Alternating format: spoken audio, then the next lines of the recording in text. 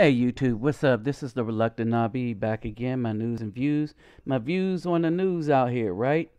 And basically, y'all know that I'm kind of trying to let y'all know what's going on for real, for real. All right, no BSing, right? And so I call this video "AIDS: The Science of Death Created by the White System to Destroy Black People." All right. So it's a system. It's a thing manufactured by the white system to destroy black people. Now I kind of did kind of an expose on it before, and I wanted to give y'all this video, right? But because this is going to be a long one, because I have a movie in here, I am just going to start off right here. By giving you time to scan through this and so that you can see what this is all about, right? I got the smoking gun of AIDS, of AIDS, 1971 flow chart by Boyd E. Graves, JD, and y'all could go to that. Y'all could just type that in, and you could find that flow chart, right? And so this is basically what you got. So because of the length, I'm going to just pause briefly. I might say a little something so that y'all can just pause it and read the information and then move on. All right. But first, do my greetings. Gudag, oi to the bang, vases los, bonjour mes amis, kedu, bawani, konnichiwa, ni hao ma, sani bonani, and jambo habari gani, right? And for the brothers out there, one act. So here it is for you. Assalamu alaikum. All right. And shalom to all the rest of you brothers. But you know, you brothers, y'all got it. All right. But anyway, so the Hebrews always know they're welcome to my channel. But for you Muslim people, because truth be told, we are the same people. How we practice may be different, but we are the same people. All right. Some of y'all just don't know it on the Hebrew and Islam side. All right. So with that said, let's move it along. All right. This is the first one. Just read this, and y'all could go. Y'all could put this in Google, and you'll find it. The flow chart. Right. Hey, real quick reminder, don't forget to subscribe, share, and comment, and check the description box for my PayPal me link to donate if you care to, or my email address to holla at a brother. All right. And so basically this is more information on that, so please pause and read this information. All right. And then, you know, y'all will have the information there. So you will understand. These are the people that the black women have been following since 73. Black women, if you're getting welfare, got your man on child support, aren't picking any good men, all right, aren't picking fathers, but picking somebody to screw, then you are a part of this very system that's trying to destroy us. All right. And Dr. Sebi. All right. And I wanted to put this back in here. Dr. Sebi, right? All right. And I'm sure I'm not going way out on a limb.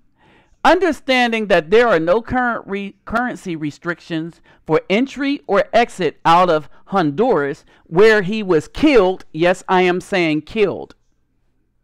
All right. And y'all see the other 10. He makes 11 since June 19th. All right. So they're killing all of our holistic treaters, right? People didn't know this man was dead. And I mean, they didn't even know he was arrested. So they snatched him up, trumped up some charges, and then killed him. All right. y'all, we have to come up with a solution with white and black people killing the people that are doing us some good. Right? I can't believe that black people and people of color are that sold out for the white devil in America. Not all white people are devils, but the ones that's killing us off, they are. All right? The system is the devil. The system and the people running the system, demonic. All right, y'all, we got to be on our P's and Q's. All right, so let's get to this flow chart. There it is.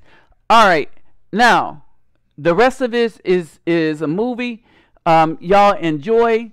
Didn't want to take up too much time because I need for y'all to just pay attention to this movie. It goes in line with the other stuff that I put out. I'm putting this stuff out late is because I wanted to get enough people to listen and share these things.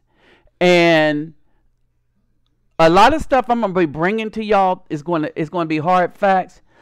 But I know that the majority of the black population want to stay in their stupid stupor, if I could say it that way. All right? But I know that most of the guys on my channel aren't like that. All right, so we need to know what's going on. All right, so check out the film.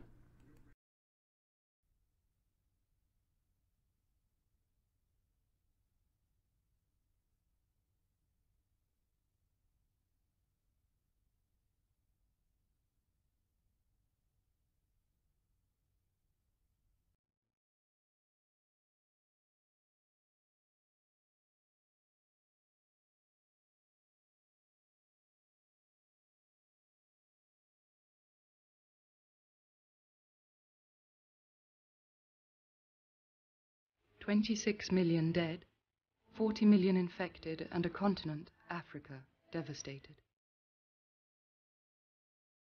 In 20 years, AIDS has become the worst medical catastrophe ever experienced by humankind. 100 million people in the next 50 years are going to die of HIV disease prematurely. It's not a disease like cancer of old people. It's a disease of young people. And it's one of the great human tragedies of all time. The West has ignored it. Ronald Reagan ignored it. George Bush Sr. ignored it. Bill Clinton ignored it. And it has spread and spread and spread and spread. And so we are facing a human tragedy of incredible proportions.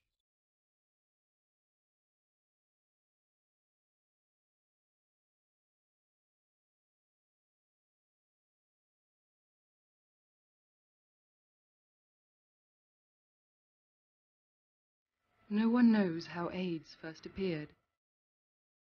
Like all diseases, unless we understand its origins, we have little hope of finding a cure or a vaccine.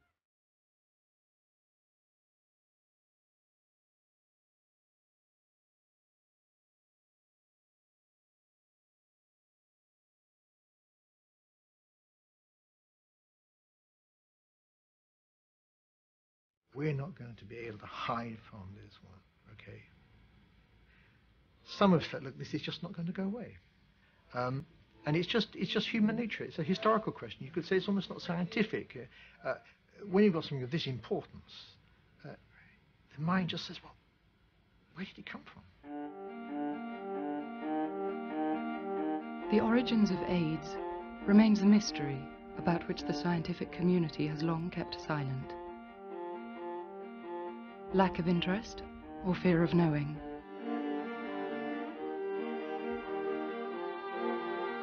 Yet isolated voices have dared to question and attempted to break the silence.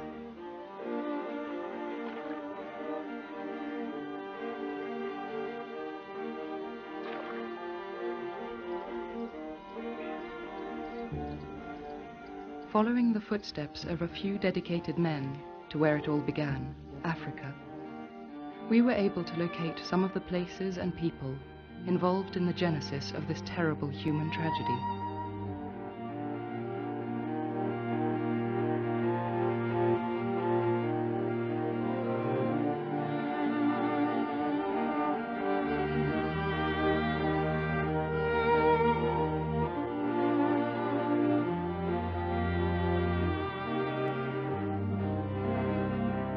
HIV, the contributing virus of AIDS, was first isolated in 1983 by Luc Montagnier and Françoise Barré-Sinoussy's teams at the Pasteur Institute in Paris.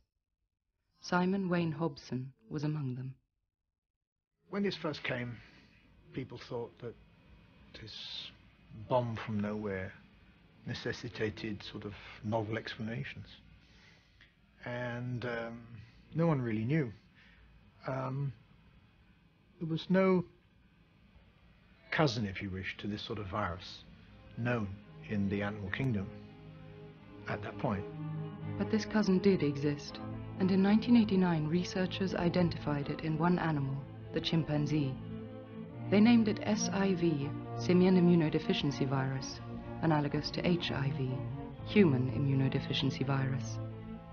The similarities between the two viruses prompted researchers to designate SIV as the ancestor of HIV.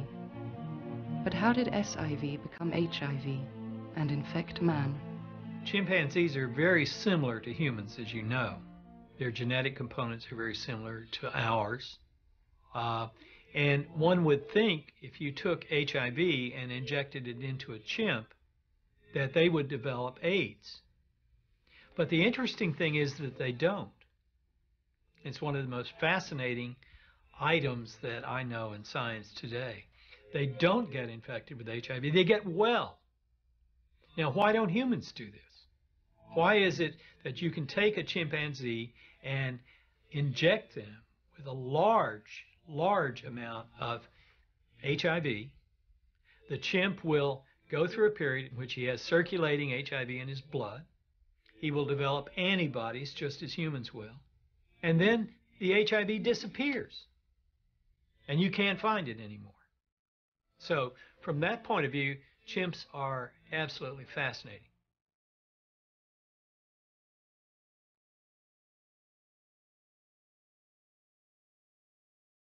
And the immediate precursor to the virus that's going around the world is chimpanzees. We're all agreed on that. We can discuss when, why, how, but we all agree on the chimpanzee. So when, I think there's a consensus to say it's this century. Where, clearly, the epicenter in humans is the northeast Zaire, Uganda. The epidemic sort of started.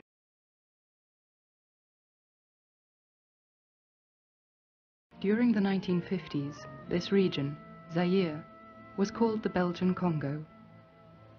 Blood samples were collected here in 1959 by an American researcher and a Belgian physician, Joseph van de Piet.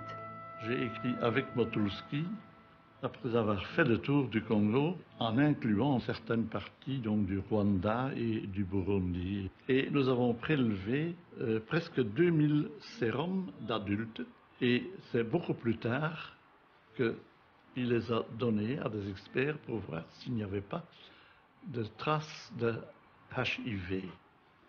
Or, il y a un laboratoire qui a trouvé un seul sérum séropositif et ça a été confirmé par plusieurs autres laboratoires.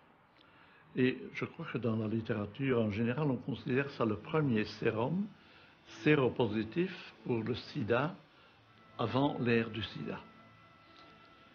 Le numéro était L70 et elle vient de Léopoldville. We have the date, 1959, and the place, Leopoldville, former capital of the Belgian Congo, today known as Kinshasa. The first evidence of AIDS emerged from Central Africa more than 20 years before the rise of the HIV/AIDS epidemic in America. So if you went back and said, well, HIV is related to SIV, to the monkey AIDS virus, where do humans have contact with monkeys? Well, the average person has no contact with monkeys. There are only two ways that you can have contact with monkeys that I can figure. One is you have people who eat monkeys, and in so doing, they clean the monkey and with a sharp knife or a dull knife or what have you, and can become infected that way. The other way is that we used vaccines that were made from monkeys that we injected into people.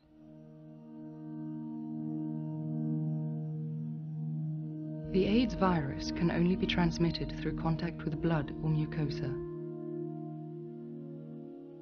Most in the scientific community favor the hunter theory, which suggests the occurrence of an accident during which man could have become infected with contaminated chimpanzee blood. However, this theory fails to explain why AIDS appeared so recently, when chimpanzees have been hunted across Africa for thousands of years. But there exists another, more disturbing theory. In 1992, an independent journalist, Tom Curtis, published an article with unexpected consequences. I had a source in California, an AIDS treatment activist, who sent me a packet of clips one day saying, this is a bombshell story waiting for an investigative reporter. What I had been sent was a couple of documents saying, well, it's all very well and good to talk about these bizarre tribal rituals or other possible explanations of the cause of AIDS, but it is a fact that the virus, the monkey virus SV40, was transmitted to millions of people across the world. And they sort of planted the suggestion that something similar might have happened with AIDS. This revelation was a bombshell. Tom Curtis speculated that if during the 50s polio vaccines were contaminated with the monkey virus SV40, something similar could have happened with AIDS. SIV, the ancestor of the AIDS virus, is also a monkey virus, and Curtis connected this fact to a mass polio vaccination campaign in the Congo. It looked at the polio campaign that Dr. Kaprowski had undertaken in the former Belgian Congo in the middle to late 1950s. And I did focus on that campaign because of certain geographic similarities to where scientists were saying AIDS had begun in the human population, which was in this same region. And this particular region of Africa is the epicenter of the AIDS epidemic. Curtis's hypothesis jolted the scientific community because it implicated one of its own, Hilary Kaprowski, a renowned researcher and pioneer in the fight against polio. There was a tremendous feeling in the scientific community that they were somehow endangered. If you had journalists writing articles in the Rolling Stone, my God, what about our dignity? So there was a lot of concern from that viewpoint. There was a lot of concern that it was written by a person who was a professional journalist, and that they were afraid that people would no longer immunize their children against polio. How could a simian virus possibly contaminate a vaccine? Curtis's argument was extremely serious because it put in question the manufacturing of polio vaccine, one of modern medicine's greatest triumphs. To understand what could have happened, we have to return to the polio years. In 1958, America was beginning to recover from a scourge that had haunted it for more than 50 years, polio. The disease, still incurable at the time, paralyzed and killed, mostly children.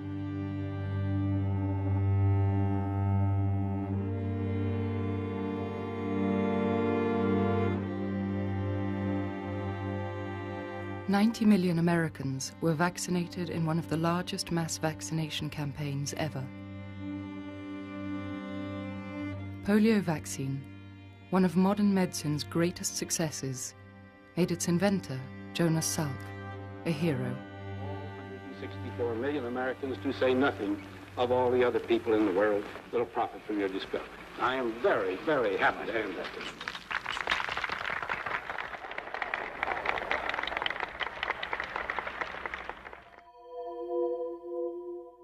But polio vaccine had one distinctive feature. It was the first to be derived from monkey organs.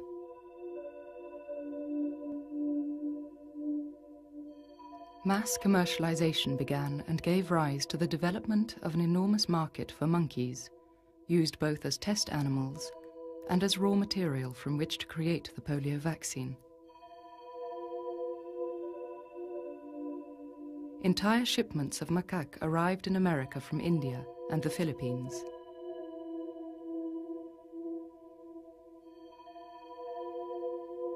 To make primary cultures of monkey kidneys, you needed monkey kidneys, you needed flasks or bottles, you needed culture medium, and this was usually supplemented with fetal calf serum or with horse serum, which was used extensively, and you were in business.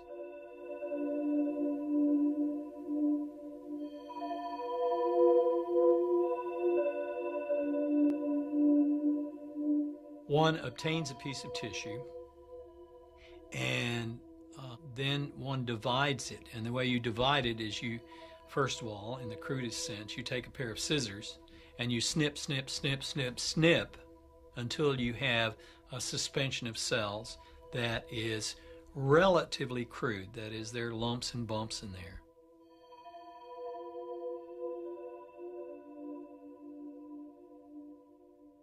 Put them into the flasks, let them settle down and make a monolayer of cells, add poliovirus, and then you would collect the liquid from the cultures, filter out the cells, remove the cell remains, and then you would have a virus suspension. And then you could kill it with formaldehyde, put it into bottles, and call it polio vaccine. That was it. So trying to get entirely pure cultures as primary cultures is very difficult. You can have a culture of monkey kidney cells that looks to be very pure, but if you look at those on the surface, or if you stain them, or you look with a special microscope, you can see that there are other cell types present in there. And other viruses could have infected these other cells. Driven to eradicate one disease, we risked creating another. Scientists and governmental organizations knew this. The powerful Food and Drug Administration was aware of the risks, but kept the information hidden.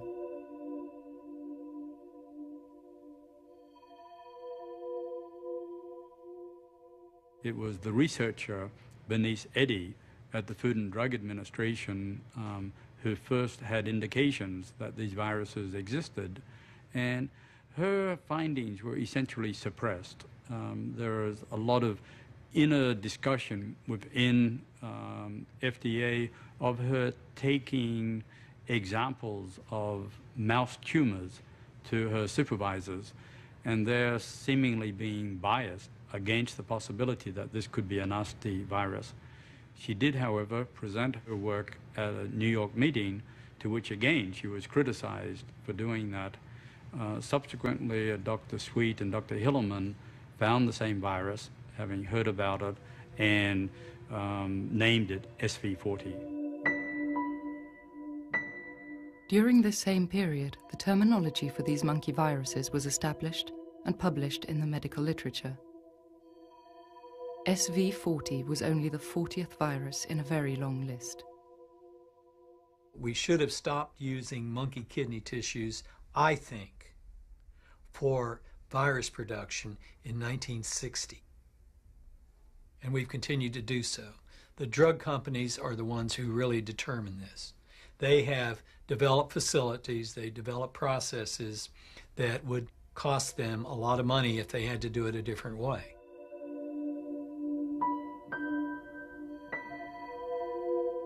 The thing that makes me physically angry is the fact that we now have the genetic ability to make synthetic polio vaccine from recombinant proteins, and we are not doing it. We continue to take ground up monkey parts and inject them into children. Using monkeys to manufacture vaccines was and still remains dangerous.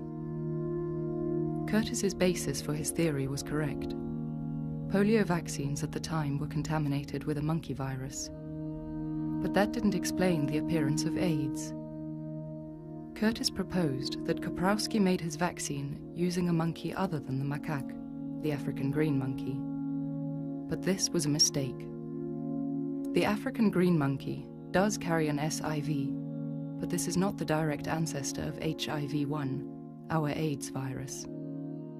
Hilary Kaprowski felt that his honor had been defiled and that he had been done serious injury.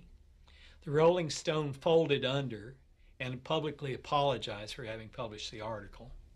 And that was, as they say, that for the time being. I thought, people should think for themselves and evaluate the evidence, decide.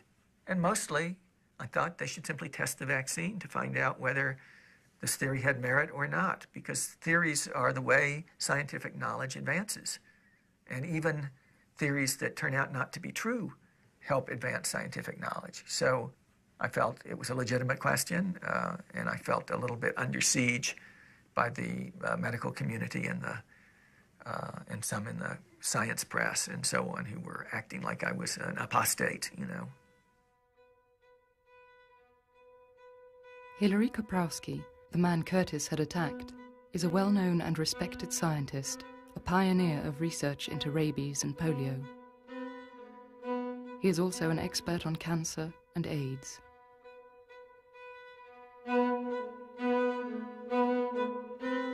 Back in the polio years, Hilary Kaprowski was a young Polish researcher. Brilliant and ambitious, he was determined to make a name for himself in his newly adopted country, the USA. In 1950, he secretly tested his first prototype of a live oral polio vaccine on 20 handicapped children at Letchworth Village in New York State. When the scientific community learned that Hilary Kaprowski was experimenting on human beings, it was a scandal, even though the test was deemed to have done no harm. The community's condemnation of Kaprowski's secret research led to the loss of official support for his work, with preference shifting to Jonas Salk's injected polio vaccine. But Kaprowski refused to quit. With the support of a large pharmaceutical company, Lederle, he proceeded to test different versions of his oral polio vaccine on small groups of human subjects. 52 at Sonoma, 53 at Letchworth Village, 54 at Woodbine, and 55 at Clinton Farms. A tragic event lent him unexpected support. On April the 23rd, 1955, 260 children injected with Salk's vaccine became sick. 11 died. The investigation showed that some of the Salk vaccine lots were defective. Confidence in Salk's injected vaccine was shaken, clearing the way for Kaprowski to assert himself. But he was now no longer alone. Another scientific giant, Albert Sabin, announced his intention to develop an attenuated live vaccine.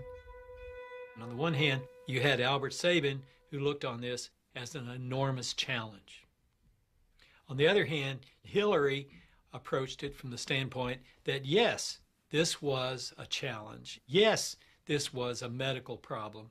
Yes, it was going to be interesting to solve it. And yes, we'll go off and do it by whatever means that are available to us, that are legal. So you have these two conflicting individuals who are all working towards the same goal. And it's one of the great dramas of modern times of how they interacted and how they worked. They were willing to go and take subjects who may or may not have been informed of what they were doing they were willing to go to the backside of the moon if it meant that they could find out whether or not they had a viable product. To win this race, they have to test. And to test, they need the largest possible population of non-immunized people, something no longer available in America. The first to prove the reliability and safety of his vaccine will be the winner. Sabin makes a secret deal with his native country, the USSR, where he will vaccinate more than 6 million people in Latvia, Estonia, and Kazakhstan.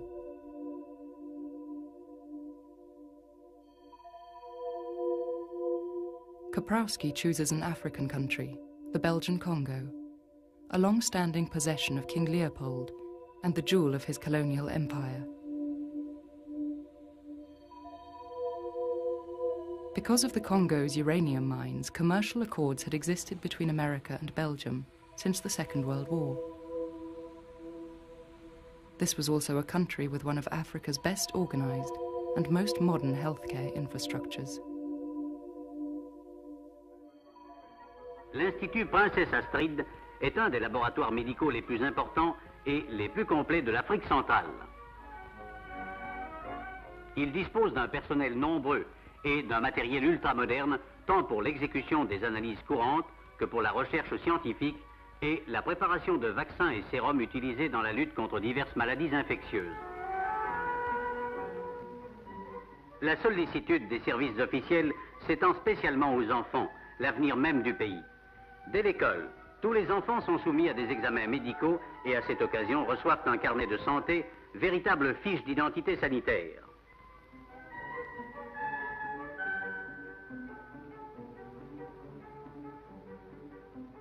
The efficient organization of medical records made the local population extremely suitable for experimentation.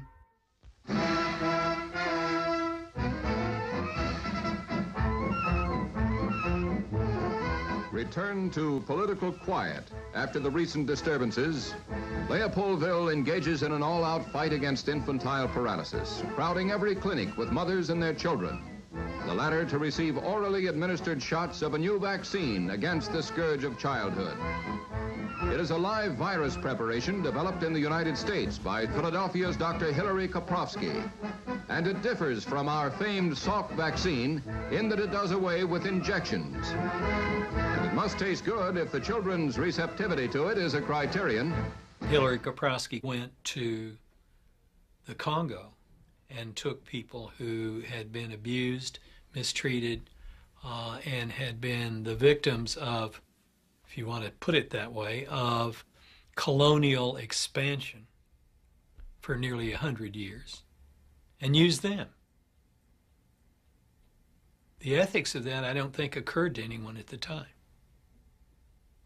The opportunity was there, it was legal, it was allowed by the Belgian government.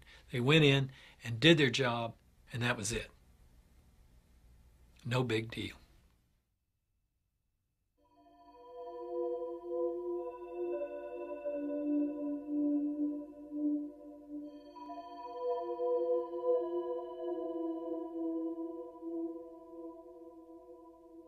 Sabin and Koprowski conducted their experiments at the same time with the same type of vaccine. No AIDS cases were detected in Russia, but in the Congo the first known HIV infections surfaced a couple of years after the start of the vaccinations. Was it coincidental, or was there, as Curtis suggested, something different with Koprowski's vaccine? To get a definitive answer, Curtis had tried to get the vaccine used in the Congo tested, something Cecil Fox had wanted to do in 1985. When I went to the Food and Drug Administration as a government employee to ask if I could obtain early lots of polio vaccine to test for the presence of sequences or presence of viruses in them, I was told that they didn't exist. Well, I was told they did exist, but something happened, and then they didn't exist. And they were unavailable to me. I could not get them. I could not find them. There was no way I could go through and find out what they had in their freezers. I was told by other people that all of that work had already been done, and it was not true. Now, I had to take that on faith. I did not believe them. So, because I work for the government, I had to kind of let it stay where it was. I could not pursue it more energetically. Why wasn't Cecil Fox able to gain access to the Congo polio samples?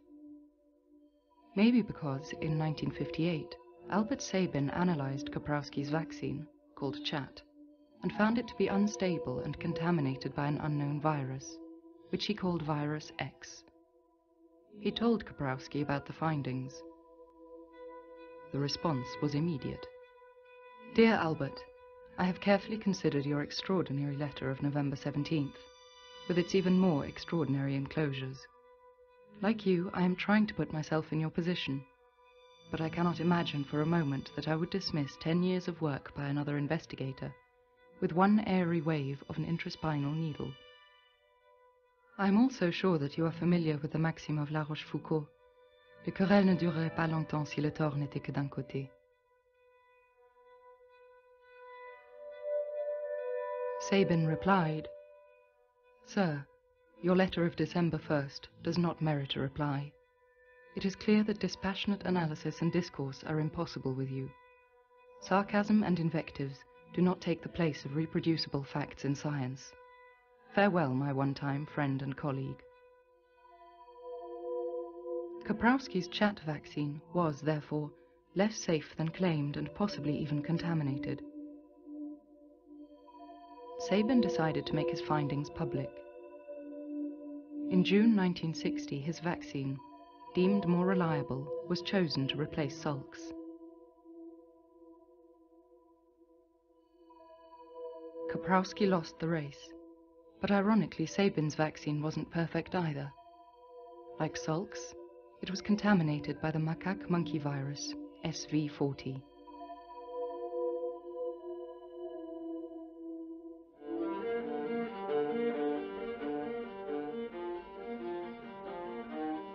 The story could have ended there, but one man decided to pick up the investigation. Like Tom Curtis, Edward Hooper was a freelance writer. He decided to travel to Africa to follow the path of the polio vaccinations. He was convinced that there he would find answers to his questions.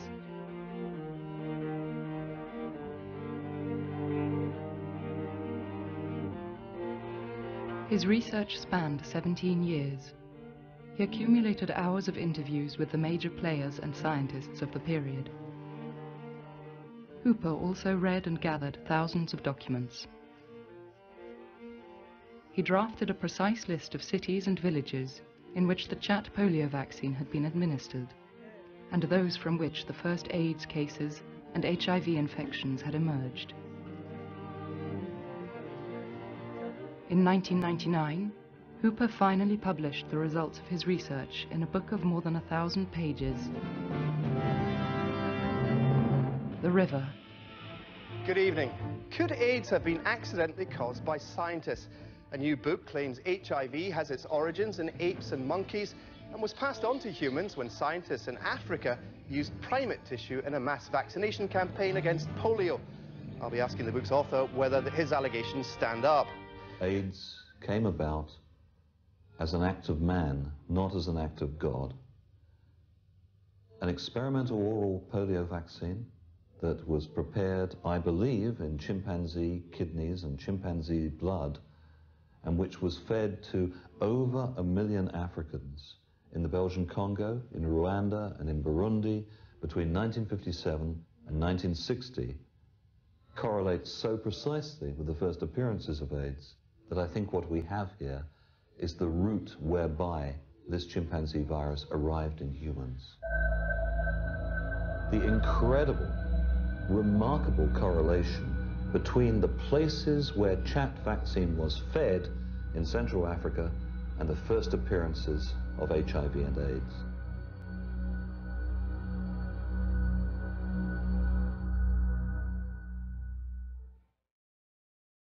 Like Tom Curtis, Hooper affirmed that Kaprowski's CHAT vaccine was quite different from other polio vaccines. But for Hooper, the primate used to create the vaccine was not the African green monkey, but the chimpanzee, the animal host to the immediate ancestor of HIV-1. Was this the resolution of the mystery of the origin of AIDS? The book created a new scandal. Science and Hilary Kaprowski, the creator of the vaccine, were again put in question. Along came the book by Ed Hooper, The River, which did a much more scholarly, but Ed Hooper was also a journalist. Another journalist had come and taken a shot at these great giants of science. The intensity of the debate and the precision of the accusations forced Hilary Kaprowski to respond.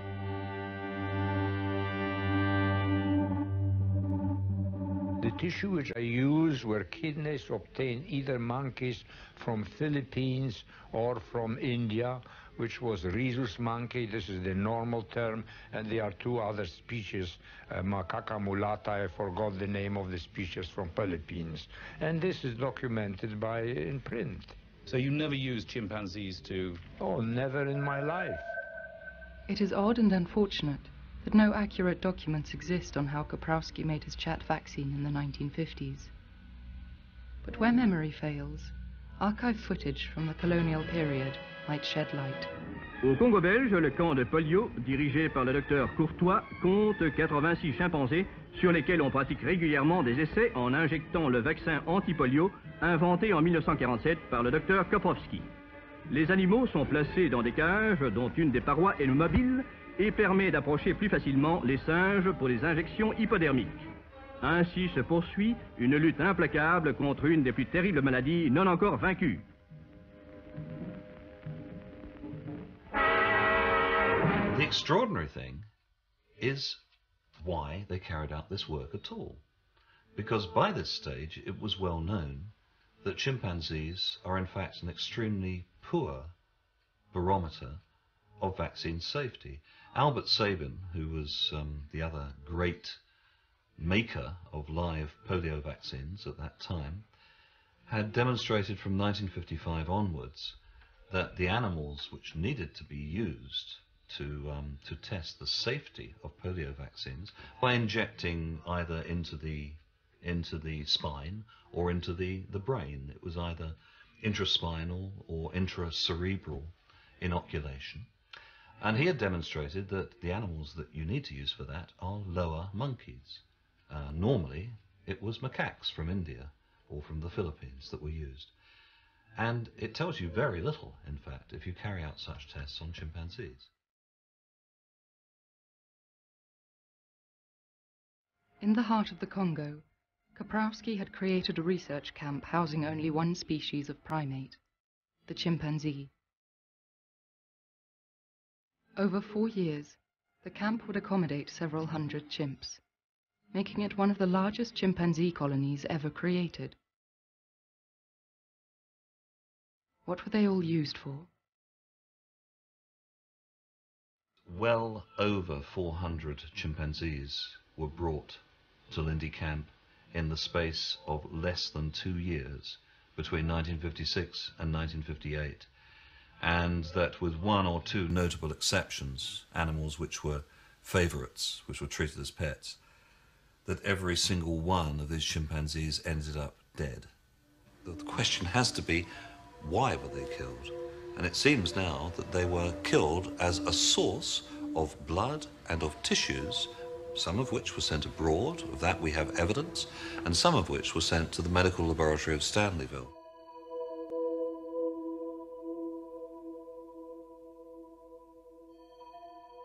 The strength of the evidence gathered by Hooper obliged scientists to take positions. But in the upcoming battle, Hooper was not alone. He had an ally, a renowned scientist, considered the most important evolutionary biologist since Darwin, Bill Hamilton.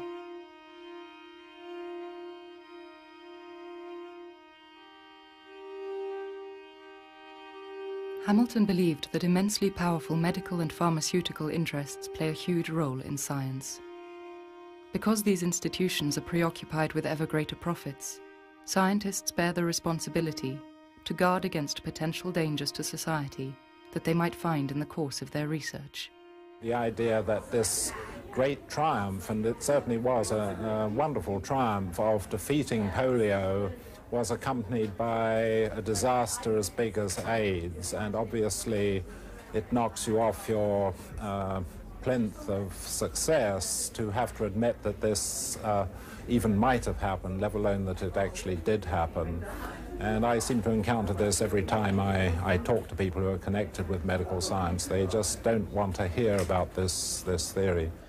Is there a possibility here scientists simply don't want to know, don't want to accept perhaps at least the moral, if not the legal liability for what has been done, for the AIDS virus? I feel that this is so, and as one of the most worrying aspects of the case, I feel it's not only the origin of AIDS that is in question here, it is the conduct of science towards this hypothesis, which has been one of almost paranoid rejection, I would say. I think I would not exaggerate to describe it as medical science's worst hated hypothesis, and there seems to be a great reluctance to publish anything about it or to test any of the available evidence that could be more directly tested.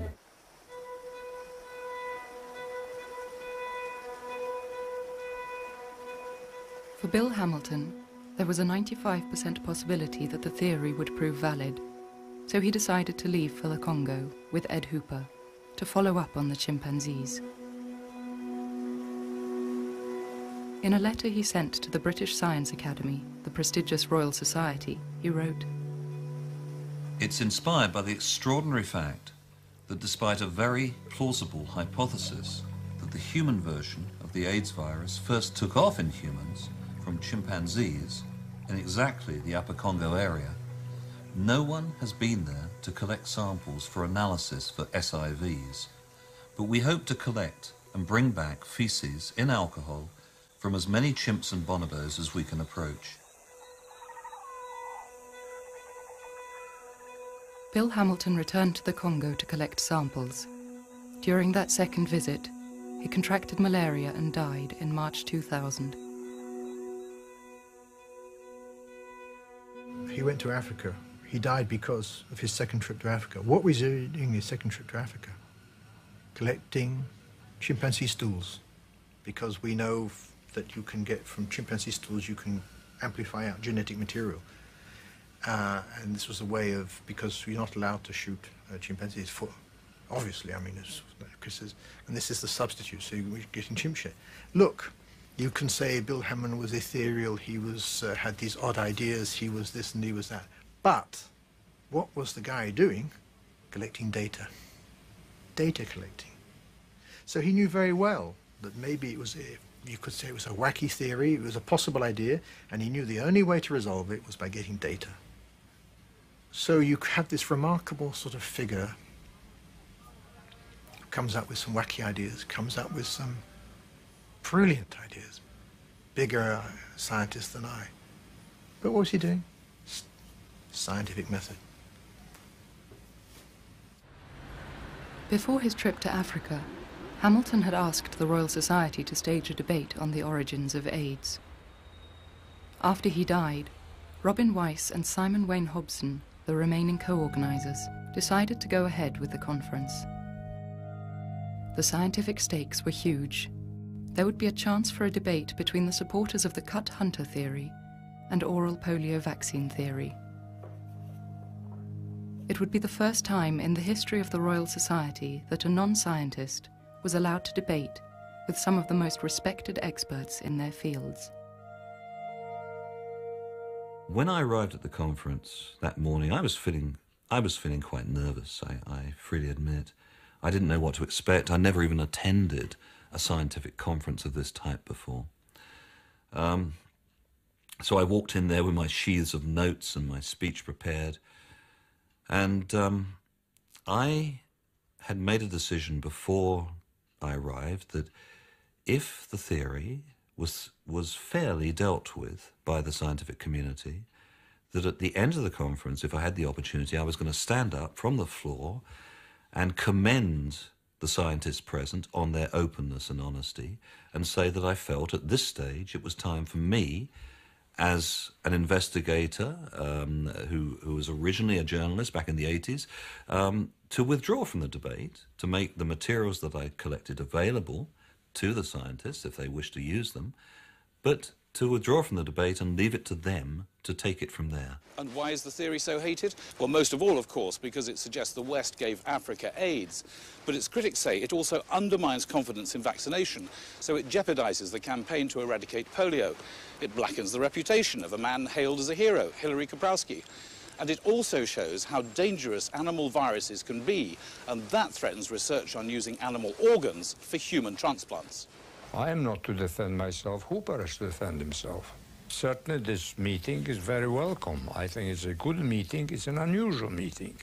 That a journalist presents a hypothesis without facts, and here come the scientists and give him all the scientific facts. We needed simply to get the protagonists together.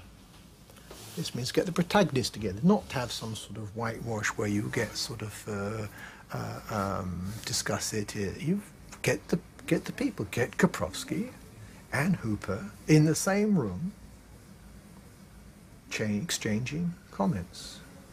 I think we're going to have a real debate today. I think it's going to be a worthwhile debate. I don't think it's between Kaprowski and myself. I think it's about something far more important than that. To whom? To Hooper, to Ed Hooper. I'm not talking to him, I'm talking to the audience of Christ. When Hooper arrived at the conference, he did not know that the die had already been cast. And we did that over that OPV conference against huge amount of criticism from our colleagues. Huge amount of criticism from our colleagues. But I think that it lanced the abscess, and I don't think Hooper could prove his case. And I think our subsequent work shows that it doesn't fit, but it could have. Robin was right, it was a close shave, but it didn't work. From the start of the conference, arguments were piled up against Hooper's theory.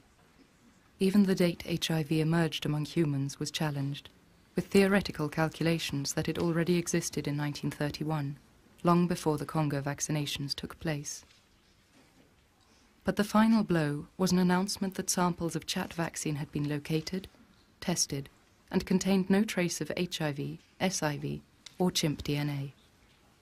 The conclusions were final, and left little room for Hooper to respond.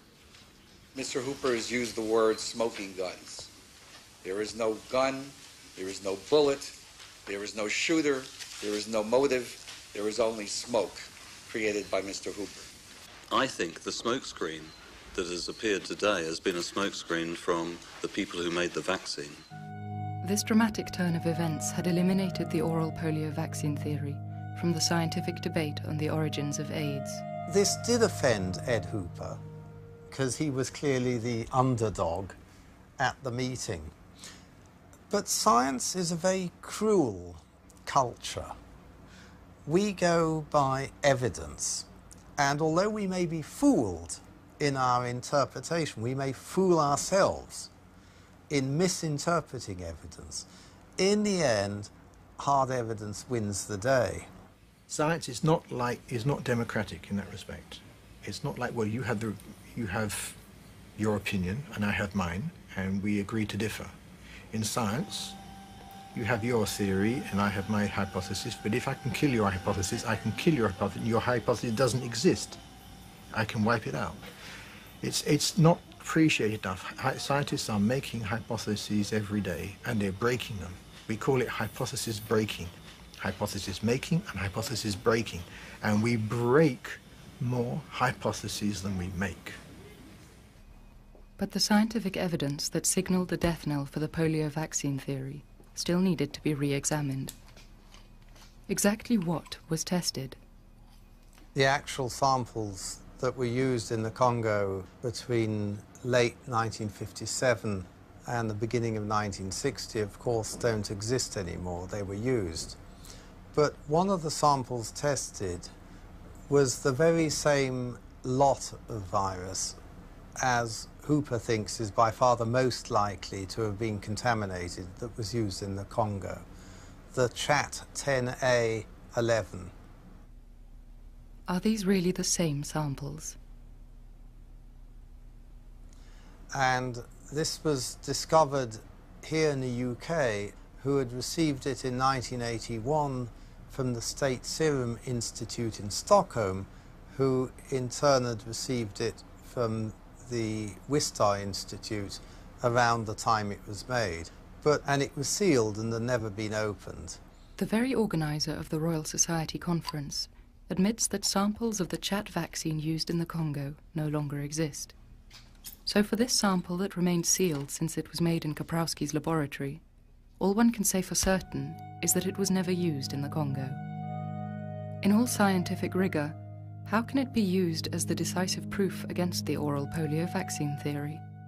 This was another event in which the scientists eventually conjoined and had a public lynching in London for the Royal Society, in which they once again claimed to have laid rest to the idea that HIV could have come from polio vaccine.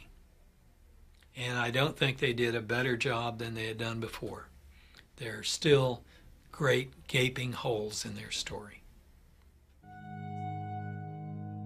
Be that as it may, science rarely admits being wrong. And that is exactly what Bill Hamilton was afraid of. In his letter sent to the Royal Society a year earlier, he wrote, "Through failure to find the truth, to publicize and to study what happened, the potential result is that medical science will continue unheeding towards equal, if not considerably greater, disasters."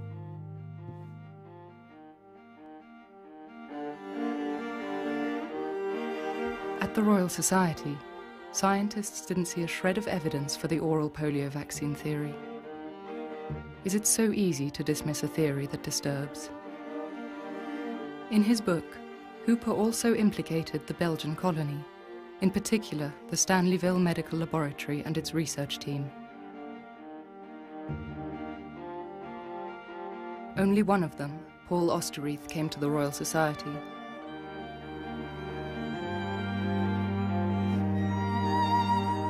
There he testified that the polio vaccine could never have been prepared in Stanleyville. Why was it impossible? To answer this question, key to Ed Hooper's theory, we decided to return to the Congo and to Stanleyville and look for witnesses from the lab and Camp Lindy.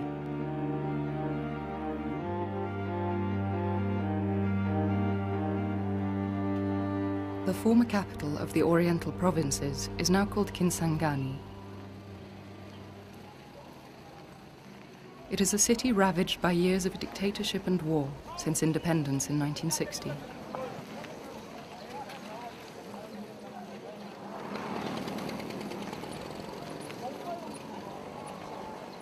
On the outskirts of Kisangani, an immense building stands before us.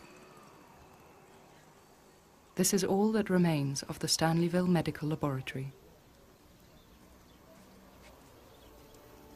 It was the last of a new generation of laboratories built in the Congo 3 years before independence. Their responsibilities were ambitious for the times and for a colony. In a 1957 document from the Belgian medical authorities, we even discover that vaccine research and production was part of their duties.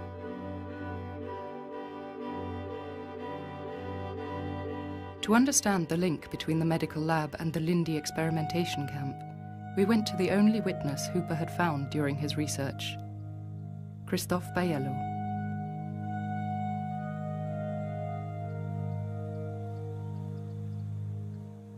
Bayello agreed to guide us to the remains of the camp.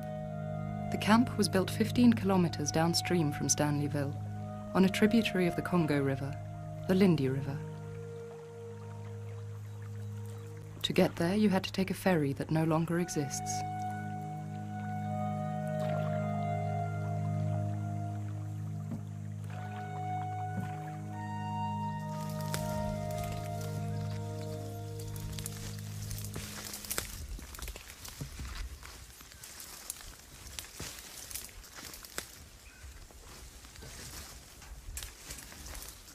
Bielo was 16 when he was hired, at the very opening of the camp.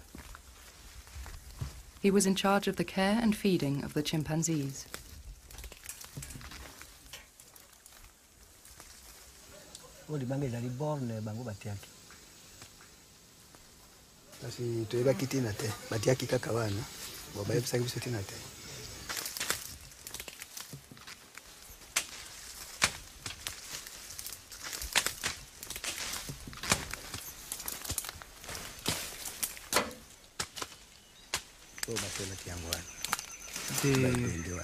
Yes, this is the metal which remained after the construction of the hangar. Is that an hangar bonio? Two hangars.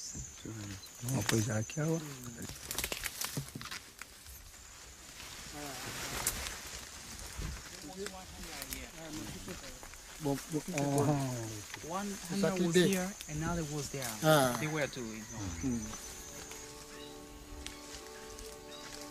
Mio solo qua kubana musara te suka na go zara sisa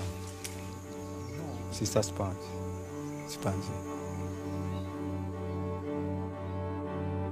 These two sheds were also described by Gilbert Rollet, a French chimpanzee hunter that Ed Hooper met in 1992. The sheds were used to house the chimpanzees in Lindy. Gilbert Rollet was officially an employee of the Game and Fishery Service, but for almost 3 years, he actually worked exclusively for the Stanleyville laboratory. To successfully implement such a hunt and capture operation, Rollet called upon the best chimpanzee hunters, the pygmies.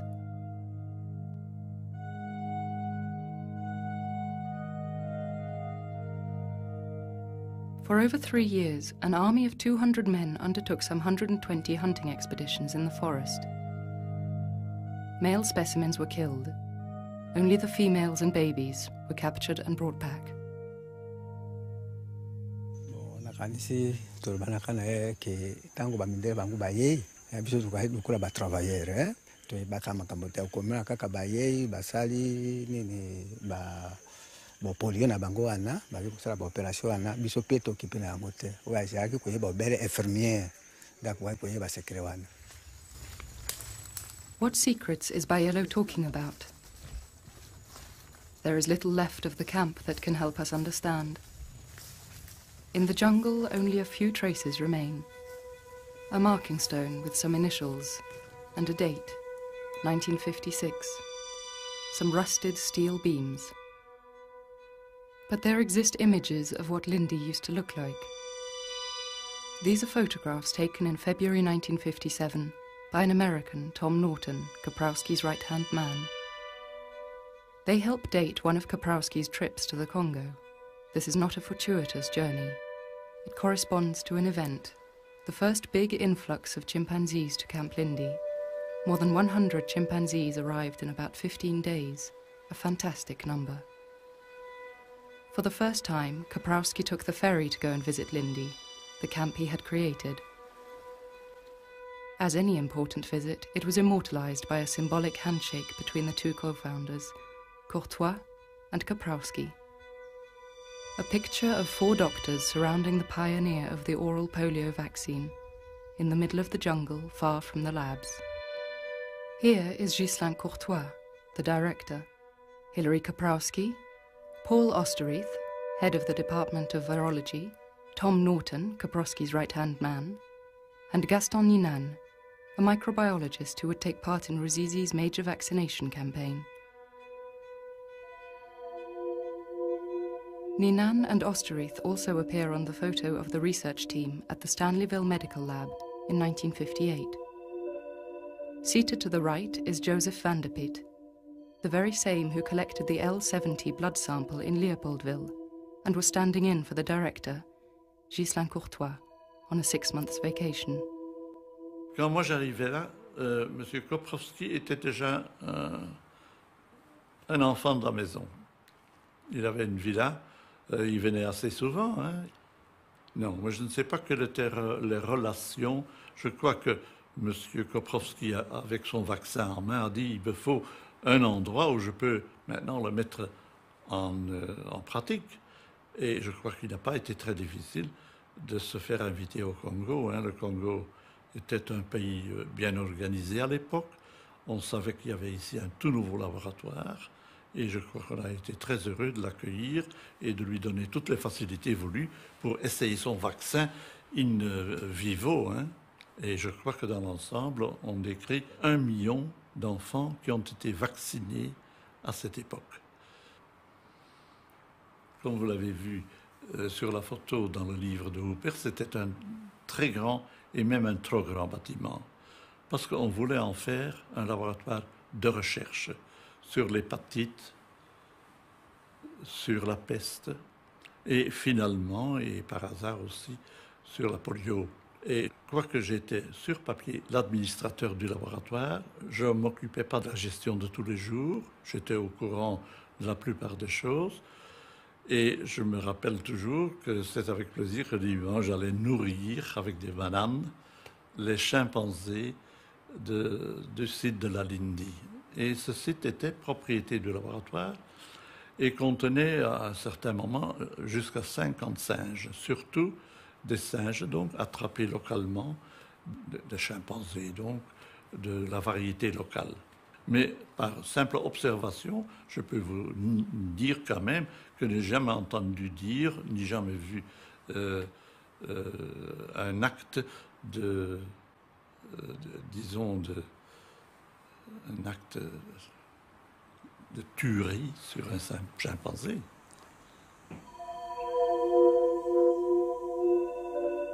Yet in his book, Ed Hooper wrote about the killing of 400 chimpanzees. Biello had told us that only the camp nurses knew the secrets. He led us to one of them, Joseph Limbaya, Lindy's chief nurse for the entire life of the camp. For the very first time in 48 years, he spoke. Mobele pona ko tosalaka totiaka mobele banyama yango wana toti banyama wana soko basengi yango pona ko boma yango tobumi yango nazalaka koboma mokolo moko na koboma mibale to misato koboma bango nakuingisa bango nini wana na mashine wanazalaki na yango mashine yango ezali boye bakangisi ye boye ale na kati kingo nakamati makila na kotia na bokar na molangi moko boyo na kotia yango makila yango na ti nde nsima yango nasali autopsie nakosala autopsie nakokata awa nakati awa yoso nakobimisa foie ezali oyebi soyebi foie tozali kolongola yango misuni te o misuni yawa te mbuma yango yali kuna mibale kuna toyi kobenga rein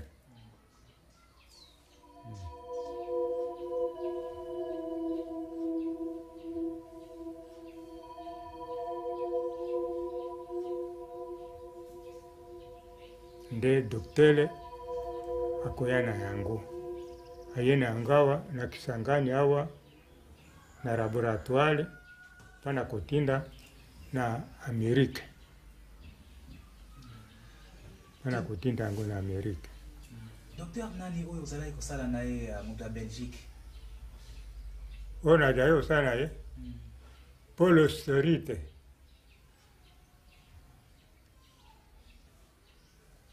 Joseph showed no hesitation. Paul Osterrieth was the one giving orders. But Osterrieth has always denied dealing in any way with the Lindy chimpanzees. Biello also kept what he saw secret, but he agrees to testify. Liboso nano basala bango autopsie alors ikoza soki nyama mine soki mitano mokolo yango kopesa bango biloko te mokolo mosusu nde baye babeti bango tonga Bon, tonga wana ezali pona bala lokola ponge bakomi lokola paralysé bazali soso makasi te mais bakufi te bazali soso makasi te nde nsima yango balotolongoli bake kosala baopération yango lokola tomoni awa bango na basezevu bake kosala nsima yango nde babwaki tokundi yango kolia te bwaka ntango bakosala opération nano nyama ezali nano mobimba eyikomona eyikoloba.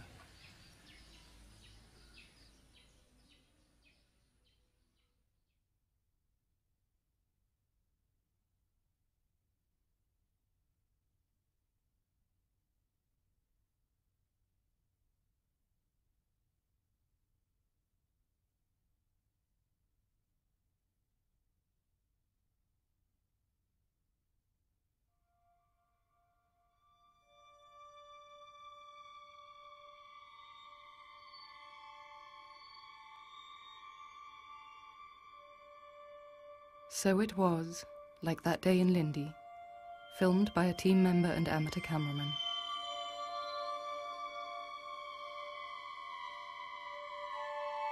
During his 6-month stay in Stanleyville, could Van der Pitt ignore that the chimpanzees at Lindy were being systematically sacrificed? Joseph and Bayello's revelations are extremely important and explain why such a secret surrounds Lindy. Not only were animals autopsied, some were dissected alive to collect their blood and organs. The main use of organs from living animals in those days was to make tissue culture, the necessary ingredient for vaccine production. Is that what the Lindy chimpanzee kidneys were used for? Back to Stanleyville, in search of the former lab workers. Je suis engagé au laboratoire médical provincial à l'époque belge. C'était en 1956. J'ai travaillé au milieu d'écriture, préparation donc des milliers d'écriture, avec mon chef, M. Dupagne-Pierre. À l'époque, les gens de Kalindi dépendaient des laboratoires médicaux. Tous les produits et tous les matériels de recherche se trouvaient au laboratoire médical. Il y avait des chimpanzés au cas Linde là-bas, pour la recherche et tout consort. À l'époque, c'était docteur Courtois qui s'occupait avec ça. Au Stérique, avant, on travaillait avec lui au département de microbiologie. Après, il est allé travailler au service de la biologie avec docteur Courtois ensemble. C'est là les nés, on travaillait avec des histoires de chimpanzés là-bas. Au Stérique, je crois qu'il est encore vivant, il peut expliquer cette situation ici. Il était là, ils travaillaient ensemble, docteur Courtois, Austérique, madame Liégeois. We were unable to speak with Paul Osterrieth, but we found Philippe's boss, Pierre Dupagne, who at the time was the chief technician in the Stanleyville laboratory. Quand Paul Osterrieth est arrivé en Afrique, on ne parlait pas de culture de virus. Alors on s'y est mis tous à étudier un peu le problème pour essayer d'en faire. C'est comme ça qu'on a après fait la culture de virus en Afrique. C'est comme ça que Paul Osterrieth a appris la virologie. Il a appris vraiment dès le début, quoi. J'ai travaillé à la même table que lui pendant 2 ans et demi, 3 ans. Il était très fort. Haute intelligence, remarquable. On avait un très beau matériel de bactériologie, en tous les cas. Et quand vous avez déjà ce matériel de bactériologie, le culture de tissu, c'est pas bien compliqué après.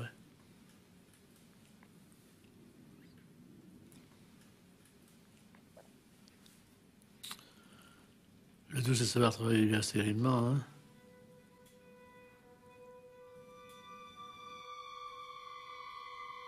c'est là que c'est très délicat.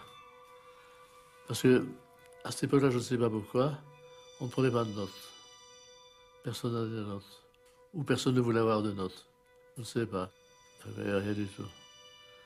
Tant et si bien ce qu'on a fait exactement là-bas, moi je ne sais pas très bien. À part quelques données bien spécifiques. Yet Paul Osterrieth was categorical in his public denial before the Royal Society. It never would have occurred to me to risk human life and my own reputation on material prepared under such primitive conditions. I categorically deny that I ever did that. How can Osterrieth affirm that the most modern of the Belgian Congo laboratories was too primitive to make tissue culture? Like Dupagne, microbiologist Gaston Ninan gave another version. Ninan had spent 6 months in Belgium, just before the opening of the lab in 1957, perfecting tissue culture techniques. He was the first member of the team Ed Hooper met. Now this is my handwritten transcript of the very first interview I did with Gaston Ninan in November 1992.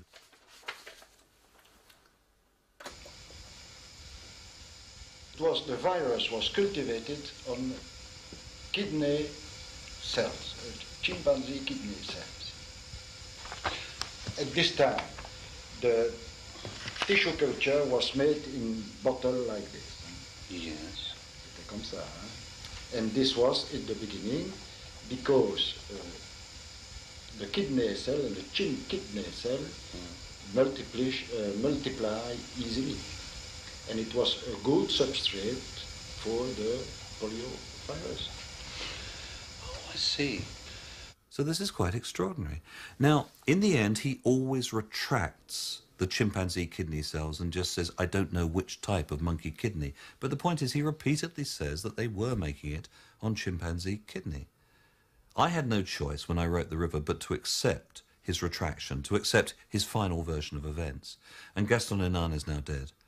But I believe very firmly that the original version that he gave me was the correct one. It is an astonishing revelation. For Gaston Ninan, there is no ambiguity. He talks very naturally of cultivating the polio virus on chimpanzee kidney tissue. So the Stanleyville Medical Laboratory was not so primitive after all.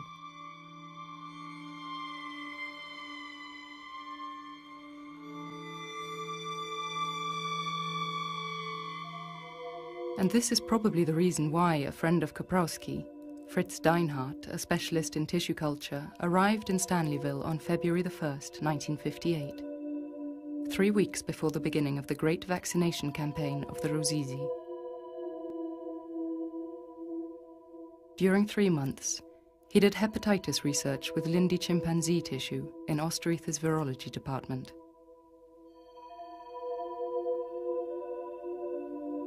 After his departure, Osterrieth sent 6 shipments of minced chimpanzee kidneys to him in Philadelphia, following a protocol established by Deinhardt.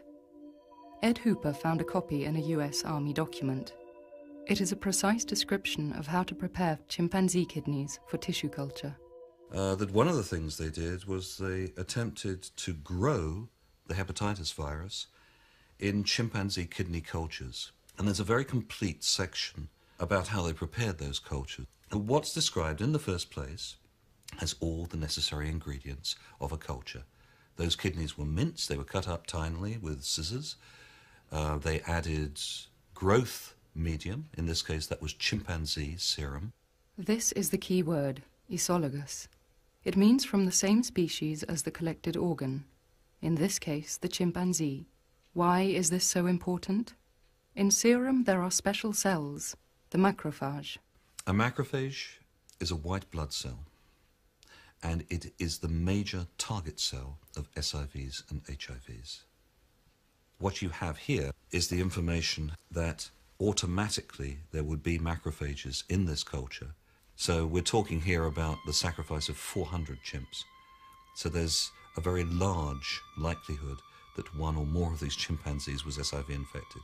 Probably rather a large number were SIV infected, especially because they were caged together and sometimes put in group cages at Lindi. Deinhardt's report confirms Baiello's and Ninan's accounts. It is the only existing document that proves that in Stanleyville, a procedure existed to collect living organs. This contradicts both Osterrieth and Kaprowski's version of events.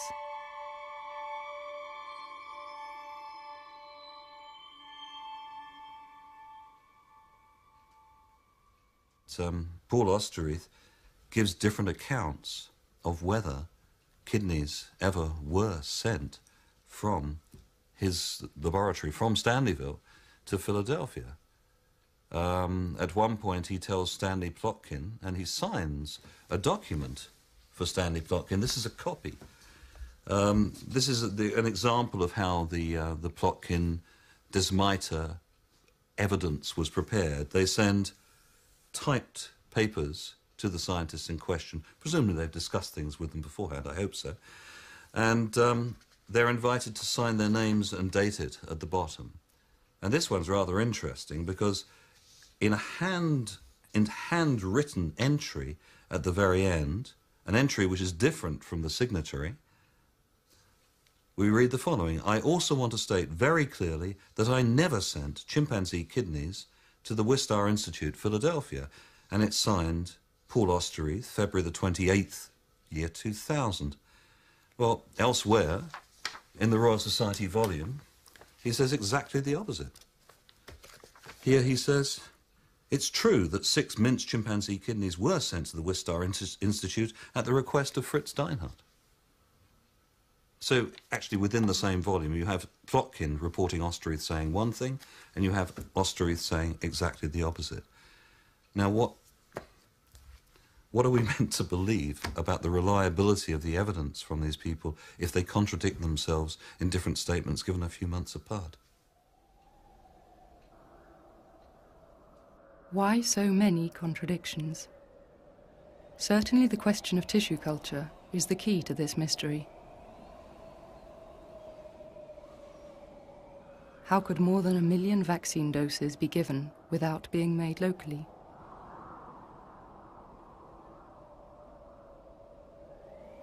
Jacques Kanyama was one of Osterrieth's assistants. From February 1958 on, he worked in the Department of Virology's sterile chamber.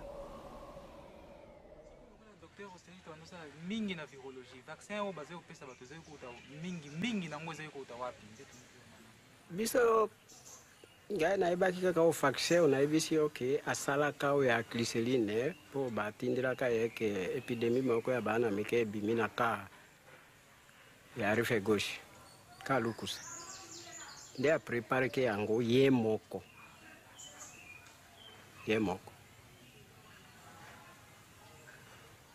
kasi abenga ki moto po tango aiko prepare tomona ki ndenge ya solution ya salaki te ebi obele ko kende ko vacciner bato na ngai na ye de to kenda kana rife gauche. Au département de la virologie, on fabriquait des vaccins parce que après la fabrication, on met dans des flacons de 50 millilitres et on met des étiquettes aussi. Ce n'était pas une chose à cassette. Il y avait des étiquettes et on avait écrit aussi les vaccins anti-polio. Ezali vaccin ya kotia na munoko ya maladi nini? Mais soki otai de près koki kusala vaccin ezalaki kokwa kusala vaccin ya poliomyélite ya bana mike. Bino boyebaki ndenge nini kasi lokola ye pe bandeki kosalaka ba vaccin ye Dr Osterrieth? Parce que ngai nayebi te ye nde asalaka parce que ntango ye abengisaka ngai ke yaka oprépare baflacon atindaki yo po osukula yango tia stérile tokotia vaccin kuna ezali vaccin aprépare yango atie na mwa nini moko boye ya stérile nde nga nakendaki nde kutiatiana parce que soki utaki mosika ekoki koya bongo te ezali kiyende moto afabrike ke yango. Ça, je peux vous dire la vérité que à l'époque belge, vous savez bien que nous étions colonisés, mon cher. Hein? Si les deux blancs comme ça s'entretiennent, vous ne pouvez pas être là pour savoir qu'est-ce qui se passe. Hein?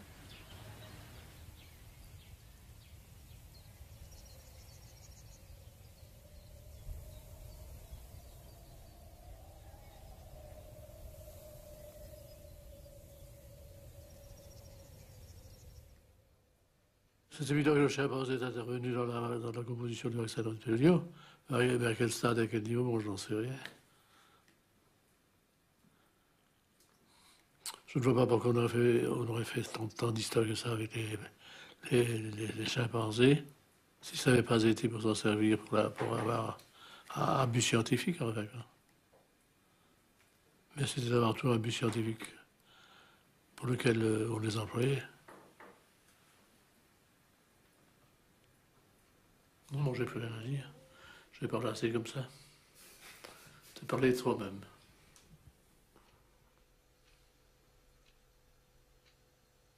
Two months after our meeting, Ed Hooper saw Pierre Dupagne one more time. This is the recording of their conversation. Of making the culture. The culture was sterile. And I put the culture sterile. I was sterile to Anina. I don't know. To do what I don't know.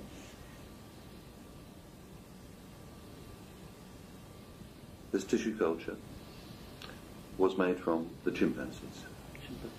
Right. Let me ask you one last thing, Pierre, before I go. How many times then would you say that you were making the sterile tissue culture from chimps for ossuary? A long time.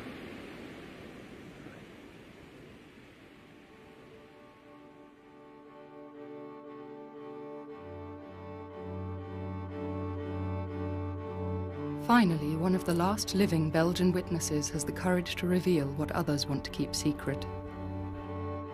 Tissue culture from chimpanzee kidneys were prepared in Stanleyville to make polio vaccine. Why should it be a surprise?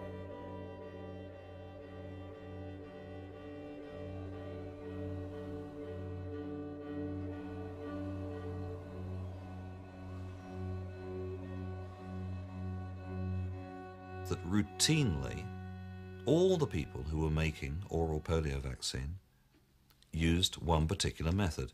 They didn't send gallons of their vaccine overseas. That would have been logistically a very, very difficult process. They sent a small amount. They sent typically one flask of maybe 100 cc of vaccine. And each of those polio vaccine makers had another laboratory, the laboratory near to where the vaccination was taking place, grow the vaccine up in locally available tissue culture. So Albert Sabin sent his vaccine to places like Hungary and the Soviet Union in 1957, and it was grown up locally in laboratories in Budapest, in Moscow, in Leningrad, and so forth. From Paris, Pierre Lepine from the Pasteur Institute, he sent his vaccines out to places such as Brazzaville in Congo-Brazzaville.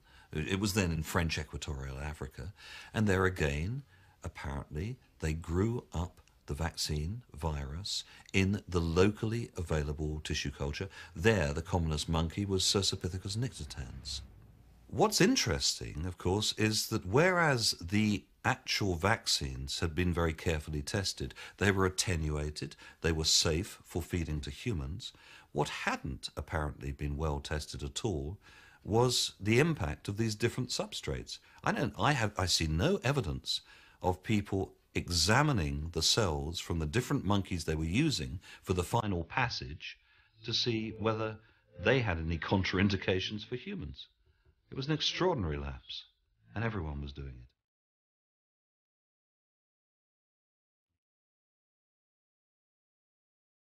Between 1957 and 1959, 1 million people received Kaprowski's chat experimental vaccine.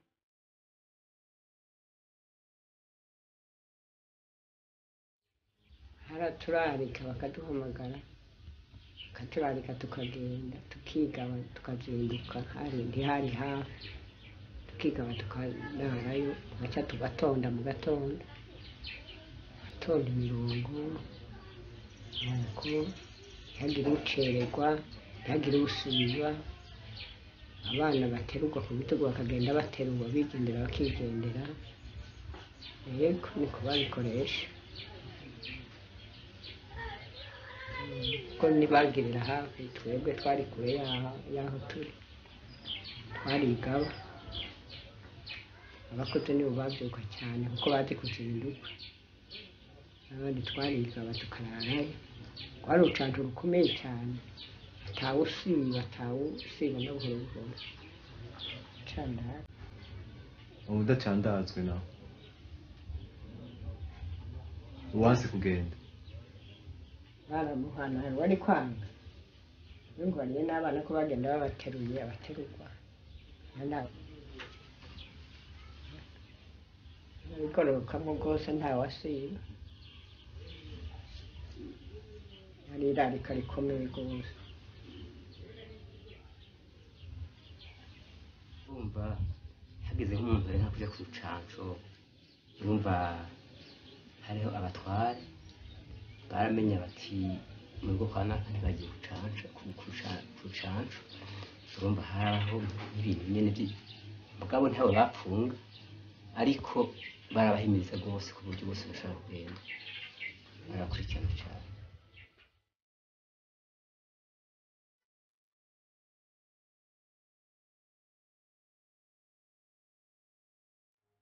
These trials were criticized by the World Health Organization. In a confidential letter dated November the 11th, 1958, one of its members wrote, "The Belgian Congo trial was, in my opinion, an excellent example of how such large-scale studies should not be carried out." It would be absolutely unfair if responsibility for this sequence of events, for the making of the vaccine in chimpanzee cells, was to fall solely on the shoulders of Paul Osterrieth. He was the corporal or sergeant, but we must look for the generals here. His boss, Ghislain Courtois, the head of the medical laboratory in Stanleyville, clearly approved this course of action. There's no doubt about that. And just a few months before he began making the vaccine in chimp cells, Osterrieth was being trained in tissue culture techniques at the Wistar Institute. He was called there at the specific request of Hilary Kaprowski. The person with overall responsibility for this sequence of events, without a doubt, is Dr. Kaprowski. Without his approval, without his direction, this sequence of events would not have taken place. I have no knowledge about it. I don't think the Belgians have knowledge about it. You should take his evidence with a grain of salt. I mean, is it possible that this was done without you knowing, that chimpanzee kidneys were used without you knowing about it? No, there was no possibility to do something like that. Can we be satisfied with such an answer when it is not backed up by any proof nor any studies? Can we forget that 1 million people received an experimental vaccine that may be linked to the origins of the AIDS pandemic?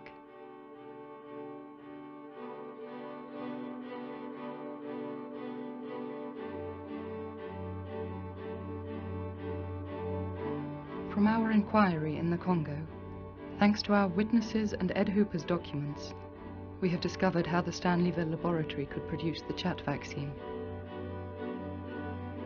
It would have been perfectly normal, but the Lindy camp was something unique in the fact that its chimpanzees were used in producing the vaccine. But does this resolve the question of the origins of AIDS? Final proof can only be the testing of a vaccine sample actually used in the Congo, but until now, none has been found.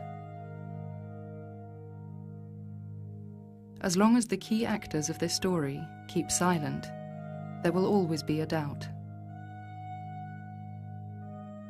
During the inauguration of the Stanleyville Laboratory in 1957, Kaprowski made a speech about his polio research.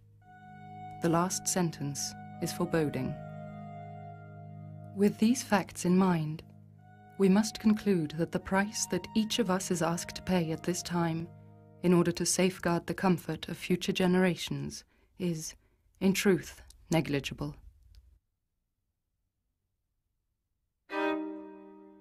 Three years after the Royal Society Conference, where are we? The main scientific argument used to destroy the oral polio vaccine hypothesis, the dating of the HIV virus to the 1930s, has been challenged by new studies. The true scientific debate on the origins of AIDS is still to come.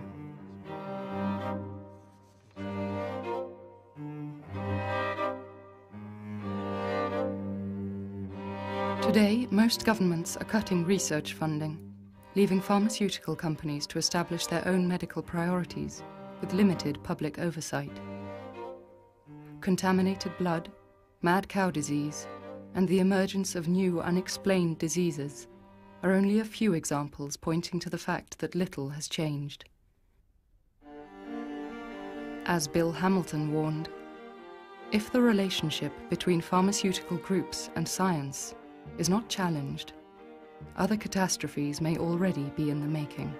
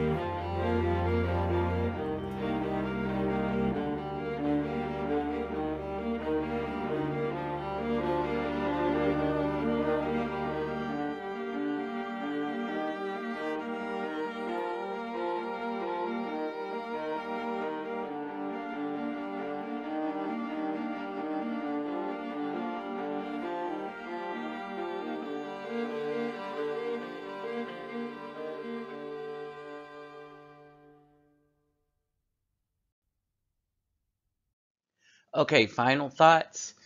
Y'all have requested this video again, so I'm putting it up. It was from my old channel also. Keep in mind of people like Dr. Sabi.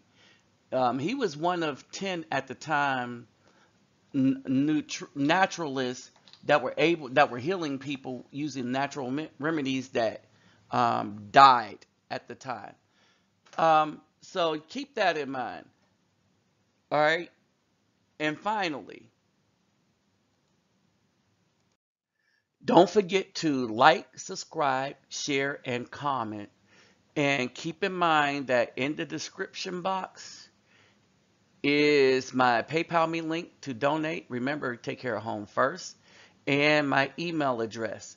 And when you subscribe, click that bell. Click the bell next to the subscribe when you subscribe. All right. So with that said, people, I'm out.